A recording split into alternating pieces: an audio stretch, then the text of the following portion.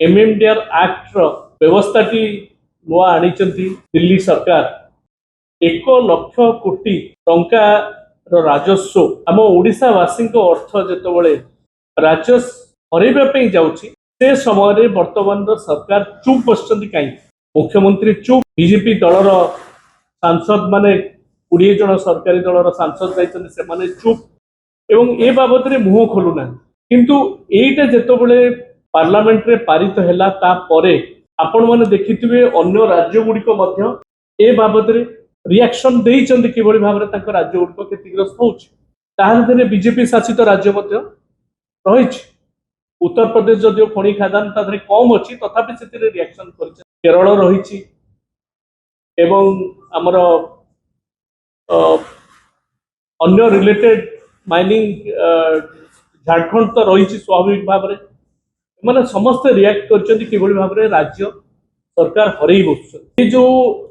राजस्व अर्थ हरैया बसी ओडिशा ए बाबद में कौन मतामत नदे विभिन्न गणमाध्यम विभिन्न कथा कहुचे यशस्वी प्रधानमंत्री या करते से करते अमक करते ओडिशा माइनिंग सेक्टर या करते मुझे कही रखापी चाहूँगी जे विजु जनता दल आंचलिक दल आमर नेता नवीन पट्टनायक सब ओडिशावासी स्वार्थ देखी आस यार नजीर आमको अधिक दबाक पड़ो किंतु कन्स्टिट्यूशन 131 धारा को जब आप जी स्टेट और सेंटर भितर जदि किसी कन्फ्लिक्ट है से समय आमे ए सब विषय राज्य सरकार ही मूल मामला ओरिजिनल शूट करें जदि से माने विचार करुचंती किछि न कहिकरी से आलोचना न करिकरी किंतु राज्य स्वार्थ जेतबेले आघात पाउचे लक्षे कोटी टंका जेतबेले ओडिशा हरौची मु भाबुची तुरंत ए बाबद रे राज्य सरकार गोटे शूट करंतु एवं कोर्ट को जानतु खनि सचिव बसचंती खनि विभाग बसी खनि मंत्री अचंती खनि ओडिशार त्राणकर्ता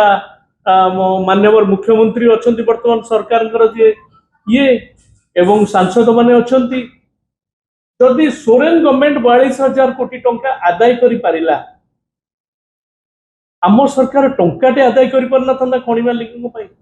इते प्रीति कोन पई एवं ताकू तरवरिया भाव में डबल इंजिन